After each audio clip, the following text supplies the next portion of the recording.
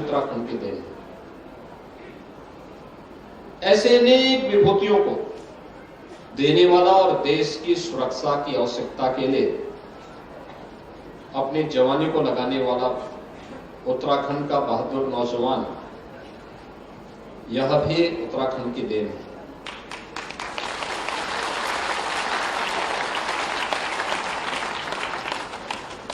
सम और विषम परिस्थितियों का सामना करते हुए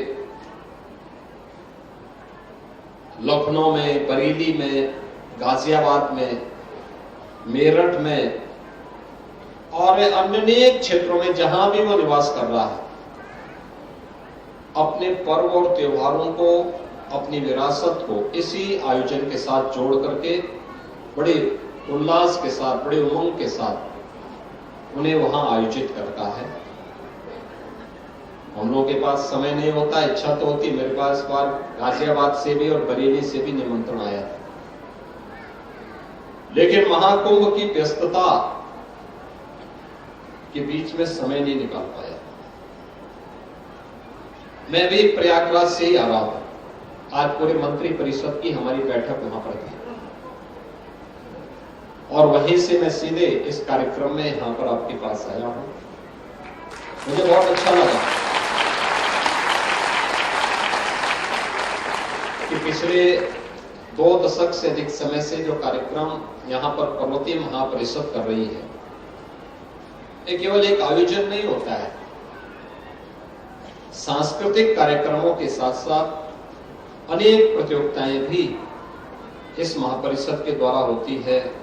अलग अलग तबके के लोगों के लिए, बच्चों के लिए अलग अलग प्रकार की प्रतियोगिताएं होती हैं और उन प्रतियोगिताओं के साथ साथ पर्वतीय समाज से जुड़े हुए उन विभूतियों को सम्मानित करने का भी काम किया जाता है जो देश के लिए, समाज के लिए कुछ कर पा रहे हैं।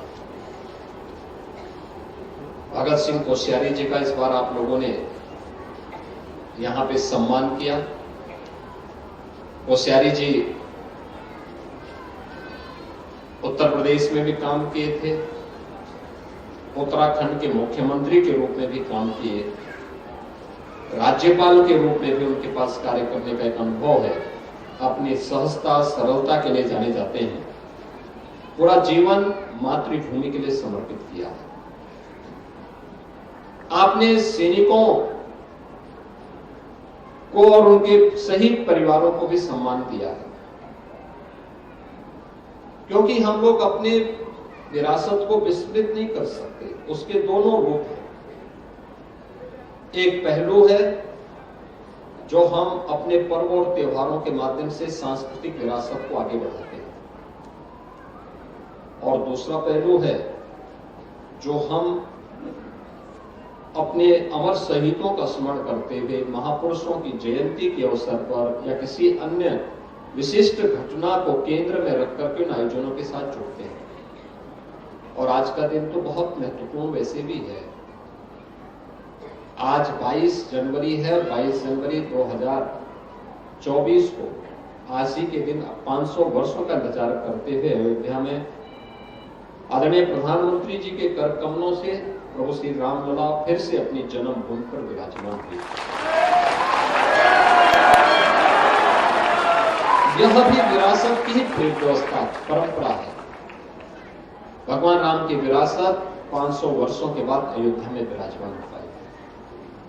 और जो आपकी यात्रा है, आपके कार्यक्रम है, ये लोक गाथा, लोक परंपरा, लोक साहित्य, लोक संस्कृति, ये सभी उसी विरासत को आगे बढ़ाता है। पीढ़ी दर पीढ़ी इसी रूप में आगे बढ़ती है। लोक गायन, ये सब उसी व्यवस्था के साथ आगे बढ़ती है। आप लोग इतने उमंग के साथ, उत्साह के साथ इस आयोजन के साथ जुड़े हुए हैं। इस पूरे आयोजन के प्रति मेरी शुभकामनाएं हैं और मैं अपना आपको सौभाग्यशाली मानता हूं कि मैं आपके बीच में आकर के इस कार्यक्रम में भागीदार बन पाया हूं।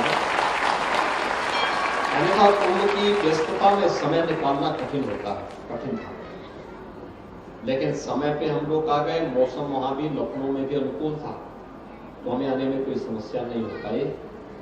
लेकिन मुझे बहुत अच्छा लगा आज आपके बीच में आकर के अनेक कार्यक्रमों को आप यहाँ पे संचालित कर रहे हैं और यहाँ पे अपनी परंपरा को, अपनी संस्कृति को बनाए रखने के लिए, और उसके माध्यम से ध्येय एक ही है, और वह है कि भारत को मजबूत बनाना, भारत की सुरक्षा के लिए अपनी प्रतिबद्धता को दोहराना, एक भारत श्रेष्ठ भारत की परिकल्पना को साकार करना, और एक भारत श्रेष्ठ भारत इसी प्रवाह के साथ निकलता है, लोक गायन से, लोक परंपरा से, लोक संस्कृति से, लोक गाथाओं से, लोक कथाओं से, यहीं से निकलता है।